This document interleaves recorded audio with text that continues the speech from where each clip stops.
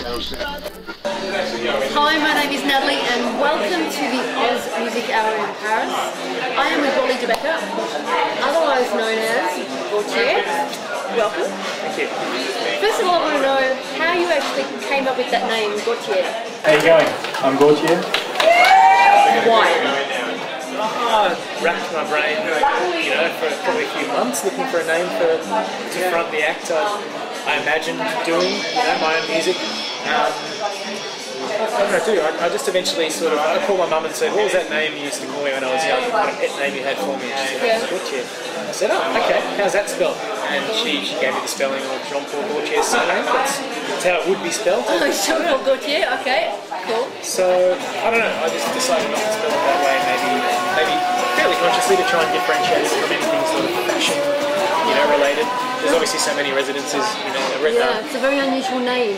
Oh, it is, yeah, it is and it isn't. I mean, in the fashion world, Gotye is a very well-known name, so I just kind of wanted to avoid that a little bit, and but still have a name that was kind of personal to me and had a bit of a history with me in my life. Cool.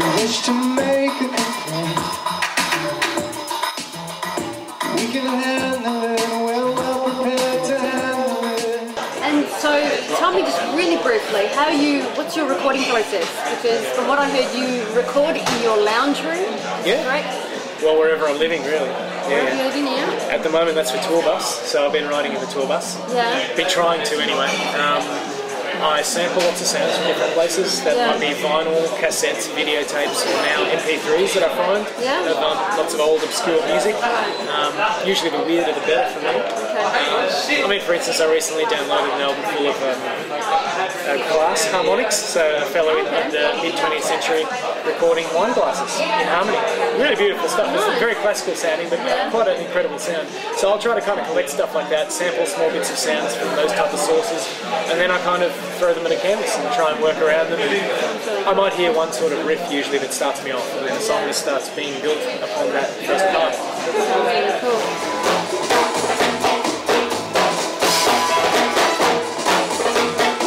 Tell me a little bit about your tour. Well, I'm on my first European tour with my Gotye music.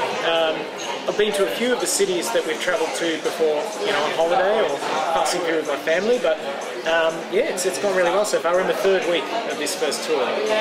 Mostly headline shows, mostly, you know, selling pretty well. The crowd's been good. They've been small venues, sort of 200 capacity, 200 to 300 capacity, but I had one sold out show in London to 900 people, so that was great.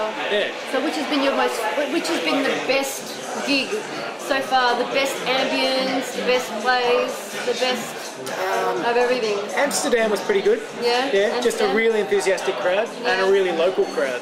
Yeah. So there have been lots of Aussies at a lot of the shows, especially in London. Yeah. In Amsterdam, it really felt like a local crowd that had sort of been, you know, was really excited about my music and just been hearing it for the first time in the preceding month or two. And yeah, you know, really stayed in the room and shouted at the top of their voices for an encore.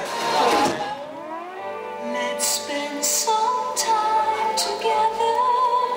We'll save you money.